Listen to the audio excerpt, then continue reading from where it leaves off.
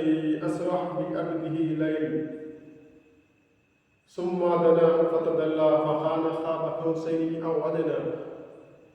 اللہ تعالیٰ قرآن مجید میں فرما رہا ہے، میں میرے حبیب عبدی بندہ عبد کو رات کے تھوڑے سے حصے میں مسجد حرام سے لے کے مسجد اقصیٰ تک کچھ ہی لمحے میں لے بھی گیا اور واپس بھی لایا۔ اب یہاں پر دیکھنا یہ ہے کہ اب قرآن میں تو آ گیا کہ گئے راتوں رات کچھ ہی لمحے میں گئے اور اب واپس بھی آ گئے، لیکن گئے کیسا؟ آپ حضور علیہ السلام مکہ مکرمہ میں حضرت ام ہانی کے پاس آپ آرام فرما رہے ہیں، جبرائیل علیہ السلام کو حکم دیا اللہ تعالیٰ نے، آپ کو جانا ہے اور میرے حبیب مکرم کو میرے پاس لانا ہے۔ کس طرح؟ اور ایسا جانا ہے، ایسا اتنی خاموشی سے جانا ہے کہ میرے حبیب کو ڈسٹرب بھی نہ ہو اور انہیں پتہ بھی نہ چلے اور آپ وہاں پر موجود بھی ہوں۔ کس طرح؟ ایسے آرام سے چھت کو اتنی آرام سے کھولنا، اتنی آرام سے اندر اترنا، آرام سے اتر کر اور ادب سے ٹھہرنا، دیکھنا کہ میرے حبیب مکرم آرام فرما رہے ہیں، آرام کر رہے ہیں، اور ٹھہر کر کرنا کیا ہے؟ ٹھہر کر یہ دیکھنا ہے کہ حضور کے اتنی گڑبڑ بھی نہ ہو کہ حضور ایک دم سے اٹھ جائیں، بے ادبی ہوگی۔ اور یہاں پر آپ دیکھیں جبرائیل علیہ السلام کتنی ادب سے حضور علیہ السلام کو جگا رہے ہیں۔ آپ کو اللہ نے حکم دیا، اے جبرائیل اپنے آنکھوں کو حضور کے تنووں کو مس کرو۔ آپ جبرائیل علیہ السلام آپ کے قدموں کی طرف آ کر سامنے بیٹھتے ہیں، اپنی آنکھوں کو حضور علیہ السلام کے قدموں کو مس کرتے ہیں۔ آپ جبرائیل علیہ السلام کو یہاں پر اب آپ کے آنکھوں کا راز کھلا کہ سب فرشتوں کی آنکھیں تو نور کی ہے، آپ کی آنکھیں کافور کی کیوں ہے؟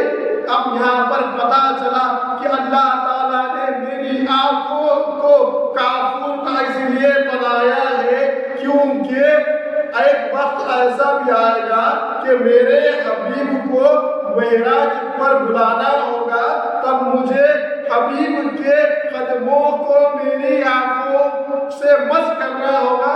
میرے حبیب مکرم جب آپ کی آنکھ حضور کی تلووں کو جب لگیں گے تو آپ کی آنکھ خود بخود آپ جب کھلیں گی تو آپ کی آنکھوں کا بنانا، آپ کی آنکھوں کو کافور کا بنانا کامیاب ہوگا۔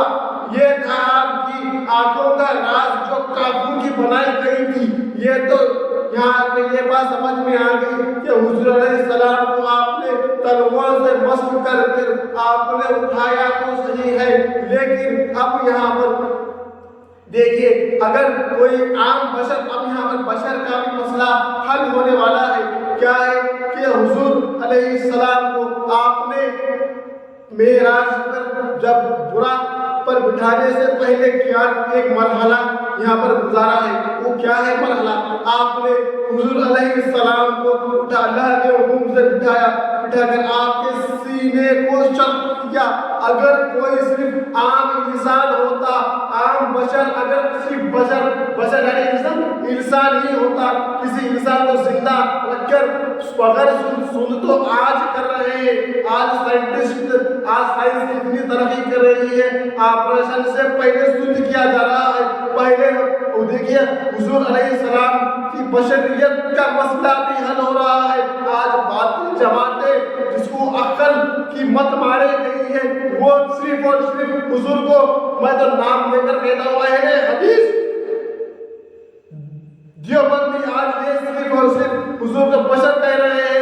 بدبخت ہے وہ لوگ۔ دیکھیے یہاں پر حضور علیہ السلام کے سینے سے کیا جا رہا ہے اور آپ موجود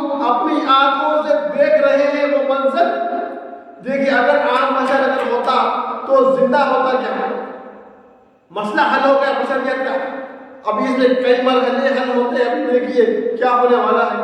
آپ کے سینے کو شرح کیا گیا, آب زمزم اور کستوری کئی چیزوں سے آپ کے قلب مبارک کو, آپ کے سینے کو نکال کر قلب کو دھویا گیا. دھو کر پھر رکھ کر آپ نے جب براق پر سواری پر براق پر آپ نے بٹھا کر آپ سفر طے کر رہے ہیں, جا رہے ہیں. یہاں سے مسجد اقصیٰ پہنچ رہے ہیں. مسجد اقصیٰ پہنچ کر نبیوں کی امامت بھی کی ہے. آپ یہاں سے نکلے, مسجد اقصیٰ پہنچے. مسجد اقصیٰ پہنچ کر کئی انبیاء علیہ السلام پہلے سے وہاں موجود ہیں. ان کو کس نے کہا حضور آ رہے ہیں.